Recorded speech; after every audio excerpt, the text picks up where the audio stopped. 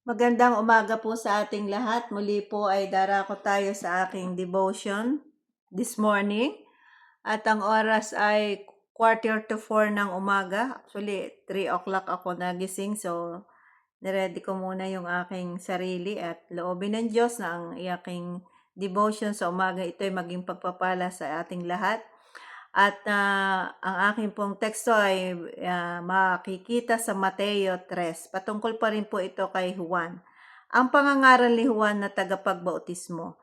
Nang mga panahong iyon, dumating si Juan na tagapagbautismo sa ilang ng Judea at nagsimulang mangaral. Ito po si Juan ay talagang kilala siya bilang tagapagbautismo. Ganito ang kanyang sinasabi, at ito po ang kanyang ipinangangaral sa mga tao, magsisi na kayo at talikuran ng inyong mga kasalanan, sapagkat malapit nang dumating ang kaharian ng langit. Isa po sa isinisigaw o ipinangangaral ni Juan Bautista ay talagang yung pagsisisi sa ating mga kasalanan, sapagkat sinasabi niya dito, hindi lang pagsisisi, napakahalaga nung tatalikuran natin ang ating mga ginagawa, may mga pinapractice nating mga kasalanan. Kung tayo nagsisinungaling, dapat hindi na tayo magsisinungaling. Kung tayo nanloloko, dapat hindi na tayo manloloko. So, makikita po natin dito na talagang inisisipay niya yung pagsisisi. Pag sinabi pong pagsisisi, kasi ibig sabihin po natin, inaamin natin na talagang tayo ay nagkasala, kasi sabi po dun sa Romans 3:23, ang lahat ay nagkasala at walang sino man, not anyone, no anyone, walang sino man ang naging karapat-dapat sa Diyos. Lahat po tayo, ang Diyos po mismo ang nagsabi noon. At kung tayo ay, kung sinasabi natin tayo walang kasalanan, ginagawa nating sinungaling ang Diyos at hindi tayo nakikiisa doon sa kanyang sinasabi. Kaya ang pagko-confess po ay ibig sabihin ay talagang inaamin mo sa sarili mo na nagkasala ka sa Diyos. At ang gagawin mo ngayon ay bumalik sa Diyos sa pamamagitan ng pag-amin ng iyong kasalanan. Hindi kung saan ka magko-confess. Of course, nanghihingi tayo ng tawad pag tayo nagkamali sa kapwa natin. Pero ito sa Panginoon mismo. Sabi ng Panginoon, kung tayo magsisisi, tayo kanyang patatawarin. Kaya naman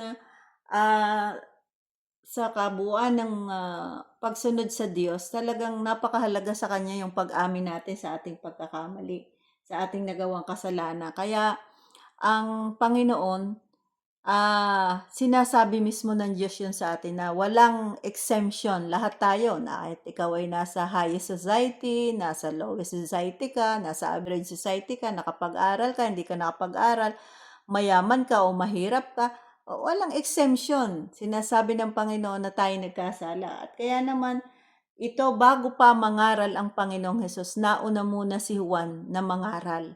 At sinasabi niya na mahalaga na bago tayo magpapabautismo, ay ang uunahin muna natin yung pagsisisi.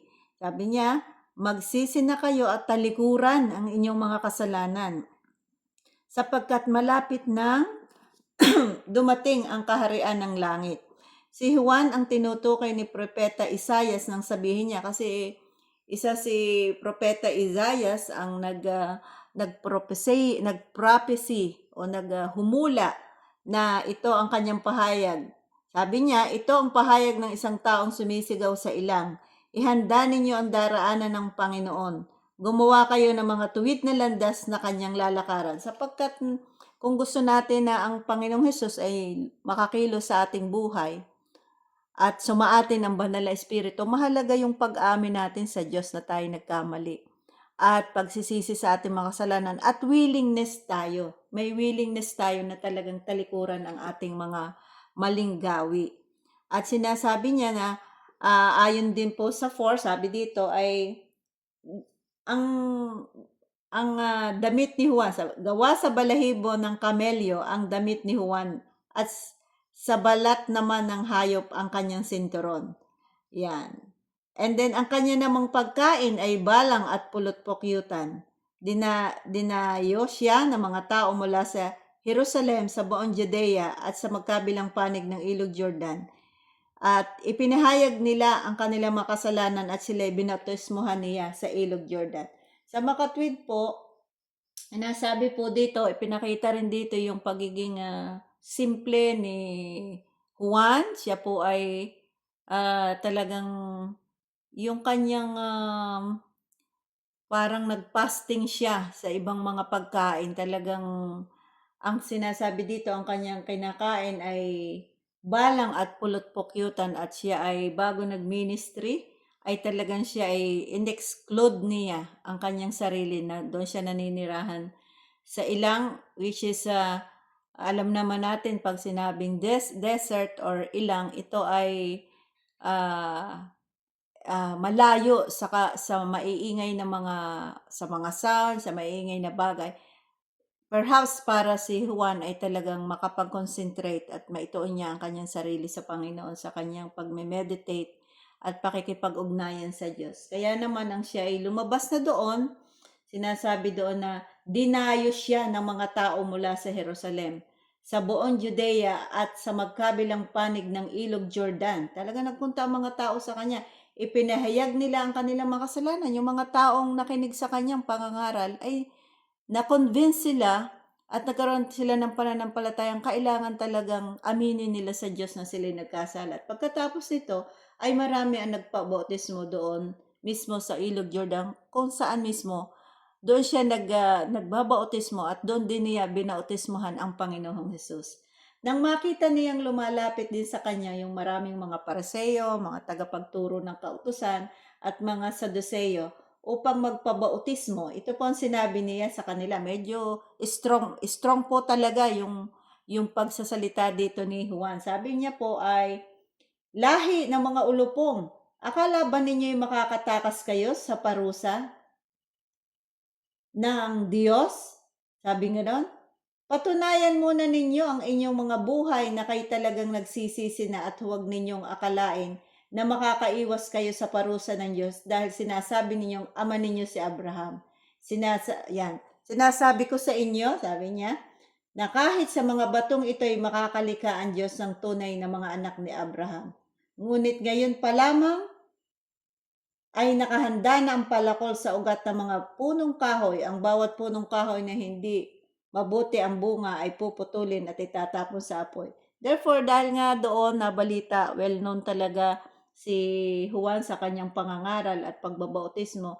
Kaya naman itong mga tagapagturo ng sa mga relihiyoso, marurunong sa mga batas ng Diyos, at talagang sila ay mga kinikilala sa lipunan pagdating sa mga relihiyon, ay dali-dali rin pumunta sa kanya para magpabautismo. Kaya sila ay ni-rebuke ni Juan. Sabi, kayong mga lahi ng ulupong, sabi gano'n. Sabi, patunayan muna ninyo ang inyong pagsisisi sa pamamagitan ng inyong mga gawa. Kasi po, ang bautismo po, kapag po ito ay inyong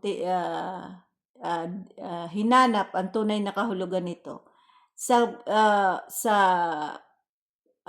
yung tinatawag na bautismo o baptism ay galing sa word na baptizo, yung Greek word na baptizo. At ang ibig po sabihin nito ay inimmerse ka, yung inilubog ka sa tubig, o submerge, immerse, or deep sa water. At may ibig pong ipakahulugan ito. Pagka po sinabing baptism sa tubig, ito po ay tanda ng inyong public declaration na kayo po ay handang sumunod sa Panginoong Hesus. At ang una po doon, para po tayo patawarin ng Panginoon sa ating makasalanan, mahalaga yun po yung ating genuine na pananampalataya ng buong puso sa Panginoong Hesus, na siya'y muling nabuhay.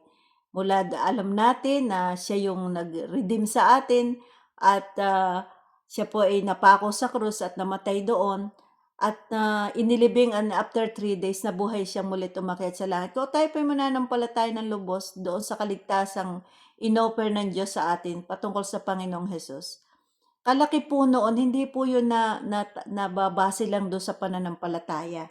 Dapat kasi itong mga Pariseo at Saduceo, nananampalataya po sila sa Diyos eh. Pero kailangan po yung pananampalataya natin ay patutunayan natin yun sa pagsisisi natin. pinagtitikaan natin, pinagsisisihan natin at inihahayag natin sa Diyos yung ating inaamin natin tayo'y makasalanan at tayo'y nagkasala. Therefore, 'pag ginawa po natin 'yun, ang sunod pong gagawin natin ay handa po tayong talikuran. Kung tayo po ay nagnanakaw, ay hindi na po tayo magnanakaw. Kung tayo po ay nagsisinungaling, dapat hindi na tayo magsisinungaling. At marami pang mga uri ng pagsuway, napakarami. Hindi, kung atin pong iisipin ang ating mga sarili, ating babalikan ng way of life natin, marami po tayong ginagawang mga pagsuway sa isip, sa salita at sa gawa. Ngayon, mahalaga po na may willingness tayo na talikuran ito't hindi na balikan. Ngayon, kung tayo po ay nananampalataya na sa Panginoong Hesus, nagsisisi at willing po tayong talikuran ito, ano pa po ang magiging sagabal sa atin para hindi natin 'to patunayan at mapapatunayan po natin yung ating pananampalataya at pagsisisi at pagtalikod sa pamamagitan po ng ating pagpapabautismo sa tubig sa ngalan ng Panginoong Hesus. Kasi yung pong pag-immerse natin sa tubig, yung pag-immerse sa atin sa tubig, yun po ay may simbolo, yun po yung ating pakikipag-isa sa Panginoong Hesus, sa kanyang kamatayan, kaya po tayo inilulubog sa tubig. At kapagka po tayo umahon, iniahon do'n sa tubig, yun po ay simbolo na tayo ay nabuhay na mag-uling kasama ng Panginoong Hesus into into a new person. Ibig po sabihin, handa na po talaga tayo maging tagasunod ng Panginoong Hesus. So mahalaga po yun, at kapag ginawa po natin yun, sinasabi po sa banal na kasulatan na matatanggap natin ng lubos yung pagpapatawad ng Panginoong Hesus sa atin, ng Diyos Ama sa atin. At sa ganon ay ipagkakaloob niya sa atin ang banal na espiritu. Ngayon po, pagdating po doon sa yung pong pagpapabautismo, yun po ay ginagawa ng taong may lubos ng kaisipan at nalalaman na niya ang patungkol doon sa salvation. Ngayon po, ang pag-immerse sa atin sa tubig, yun po ay um, isa din nating public declaration. Kaya nga po pagka kayo po ay ilulubog sa tubig at handa na po kayo, sasabihin ninyo, ang gumagawa po nito yung mga lingkod ng Diyos, halimbawa po ay pastor, na nangunguna sa inyong iglesia. Ngayon po, mga elders ng church, yan po yung mga gumagawa noon. Tapos may mga witness po, yung mga kapatiran, yung mga Kristiyano, naroon po para i-witness nila yung inyo pong pangako sa Diyos, kasi yung pong pagpapabautismo sa pangalan ng Panginoong Hesus sa pamamagitan ng tubig, yung po ay pangako ninyo sa Diyos mula sa isang malinis na budhi. Ibig sabihin na, na inyo pong dinideclared at pinangangako sa Diyos na mula sa oras na yun ay kayo po'y magiging tagasunod na ng Panginoong Hesus. Kaya nga po si John ay kanya pong nirebuke yung mga Pariseo. Sabi, alam ni John na kayong mga lahi ng ulapong, alam niya na gusto laang nilang magpabautismo, pero hindi naman sila nagsisisi at binabago yung mga kanilang ginagawang mga maling gawain. Which is na hindi po doon nababase. Kahit pa po tayo ay magpakarelihiyon, tayo ay kasapi sa isang iglesia, tayo ay masipag sa gawain, tayo ay naglilingkod sa Diyos. Kung hindi naman po natin binabago yung ating uri ng pamumuhay, ay wala din po yung saysay. Kaya kahit po tayo magpabautismo sa tubig, kung wala naman po changes. Kaya yun po ay napakahalaga yung bautismo. Talagang desidido ka po sa iyong sarili na susunod ka sa Panginoong Hesus. Dahil yun po, pag tayo nagpabautismo sa pangalan ng Panginoong Hesus sa pamamagitan ng tubig o pag-immerse sa atin sa tubig, ibig sabihin po, nangangako na po tayo sa Diyos. Hindi po tayo kung kanino nangangako, kundi sa Panginoon. Kaya po yun ay, at yun ay dahil sa ating pagsisisi at willingness na talikuran yung mga mali nating gawain. Ngayon, kung hindi po naman natin gagawin yun, ay hindi po sa atin ng banal na espiritu na siyang magtuturo ng lahat ng bagay na dapat nating matutunan upang tayo lubos na makasunod sa Panginoon. And then, sabi po dito sa sunod na, sabi niya, ni John, Binabautismuhan ko kayo sa tubig bilang tanda, sabi po, ng inyong pagsisisi at pagtalikod sa kasalanan. Yan po ay sa Matthew 3 verse 11. Kaya talagang yung pong pagpapabautismo, yun po'y tanda rin ng ating pagsisisi at willingness sa talikuran ng ating mga kasalanan. Ngayon, kung hindi po natin yun handang gawin, wag na po tayo magpabautismo kasi niloloko lang po natin, una, yung sarili natin at saka ang Diyos. And then sabi po dito, ngunit ang darating na kasunod ko, sabi niya, ako nagbabautismo sa inyo, yung mga lingkod ng Diyos, yan, nagbabautismo sa mga kumikilala sa Panginoon. Ngunit may darating na kasunod. Sabi niya, ngunit ang darating na kasunod ko, ang siyang magbabautismo sa inyo sa Espiritu Santo at sa apoy. Higit siyang makapangyarihan kaysa sa akin, sabi niya. Hindi man lamang ako karapat dapat magdala ng kanyang sandalyas. Ang tinutuko kayo po dito ay ang Panginoong Jesus. Hawak na niya ang kanyang kalaykay upang alisin ang dayami. Tipunin niya sa kanilang trigo, niya sa kamalig ang trigo, ngunit ang apoy, ano pong sabi dito, ngunit ang ipa ay susunugin sa apoy na di namamatay kailanman. Kasi pagka po kayo yung pong mga magsasaka, pagka po sila ay may kalaykay po sila, kasi yung pong pagka kinalay po na yung mga dayami, mabubukod po yon. O yung mga ipa, yung mga butil ay mabubukod din siya. Tapos yung pagka yung palay giniling mo, di ba, o inano mo siya, yung tawag doon, yung pinakaipa ng palay, yung pong kasing ipa, ang simbolo po noon, yun yung walang direksyon ang kanyang buhay, yung saan ka siya, kasi yung ipa habang tinatahip mo yung bigas, yung ipa, dala ng hangin yun, kung saan yun napapapunta, walang direksyon ang kanyang buhay, which is na, usually din, yun yung ginagawa ng mga farmers ay, actually, sinusunog nga yun, o pagka yun sa mga nagpa-plants, sinasama sa fertilizer. At inihantulad doon ni John yung mangyayari sa mga taong hindi genuine talaga yung pagsisisi nila. Sabi dito, titipunin sila yung sa kamalig yung matama o yung mabuti, ngunit ang ipa'y susunugin na di mamamatay kailanman. At in-specify po dito ni Juan na yung apoy na pagdadalhan sa mga hindi kumikilala sa Panginoong Jesus at hindi genuine talaga yung kanilang pagsisisi at pagtalikod, ay sabi diyan ay mamamatay, sila ay susunugin sa apoy na di mamamatay kailanman. Tandaan po natin na tayo pong lahat ay mamamatay at ang ating pong hantungan ay kung tayo hindi kikilala sa Panginoon Jesus at hindi tayo magmamatuwid sa Diyos, ay talagang tayo mapoy mapapalagak sa apoy ng pagdurusa, which is sabi po dito, hindi ito mamamatay. Sabi niya sa English ay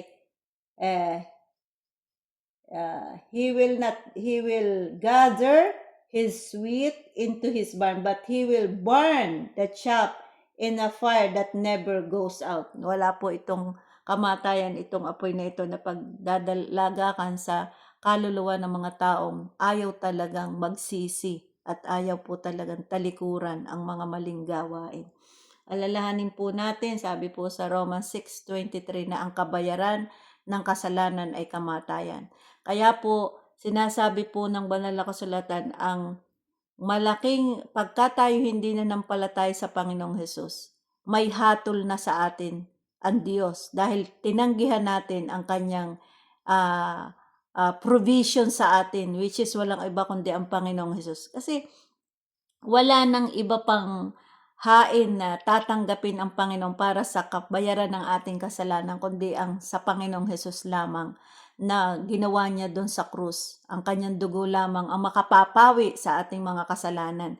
Kaya nga kung ititatanggihan pa natin, ay wala nang offer pang maihahandog para sa kasalanan natin.